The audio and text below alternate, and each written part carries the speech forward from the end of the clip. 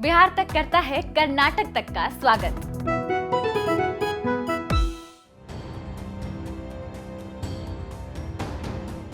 बिहार में काहे का सुशासन। अपराधी सरेआम घर में घुसते हैं, घड़ी मिलाते हैं और दो अलग अलग जगहों पर हत्या कर आराम से चलते हुए बनते हैं।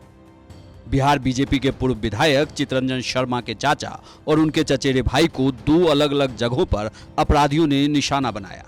दोनों की गोली मारकर दिन दहाड़े हत्या कर दी गई है।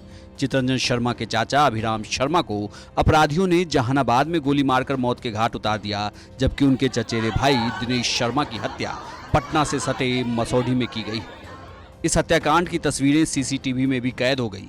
सीसीटीवी में पहले एक हत्यारा गमछा और हेलमेट लगाए हुए होटल में घुसता है और फिर तेजी से बाहर निकलता है। इसके बाद वो अपने दूसरे साथी, जिसने खुद भी हेलमेट लगा रखा था, के साथ वापस लौटकर कमरे के अंदर जाता है। दोनों के हाथ में पिस्टल दिख रही है। इसके बाद दोनों दौड़ते हुए कमरे के अंदर घुसते हैं और गोली मारकर अभिराम शर्मा को मौत के घाट उतार देते हैं। फिर उतनी ही तेजी से दोनों दौड़ते हुए बाहर निकलकर फरार हो जाते हैं। घर वालों की माने तो अपराधी शादी का कार्ड देने के बहाने कमरे में आए और सिर में गोली मारकर चलते बने। जब तक वो कुछ समझते उसके पहले ही बदमाश फरार हो गए। 6:25 में इनको दो आदमी आया, गोली मार के चला गया। शादी का कार्ड देने के बहाने आया, गार्ड था यहाँ पे, गार्ड को हटा दिया गोली से हटा के, उतना में ही मार के चला गया। क्या घर में सोए हुए थे? हाँ, घर में सोए। क्या बोला वो लोग? शादी के कार्ड देने आए। कितने लोग के साथ? 2 लोग। इस हत्याकांड के बाद बड़ी संख्या में पुलिस मौके पर पहुंची।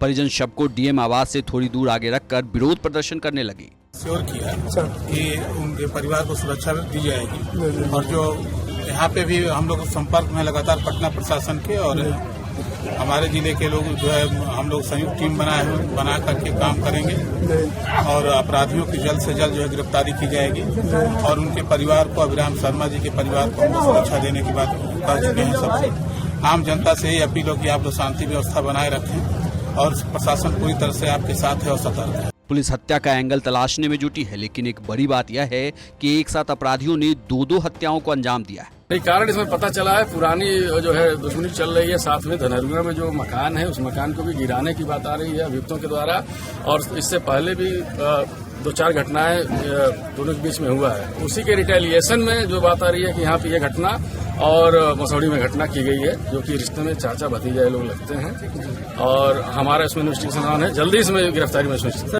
जिस तरीके से करीब करीब एक ही वक्त पर पूर्व विधायक के 2 रिश्तेदारों पर अलग अलग जगहों पर गोली मारी गई, उससे किसी बड़ी साजिश का इशारा मिल रहा है। जहानाबाद से सैयद मुशर्रफ इमाम की रिपोर्ट, बिहार तक।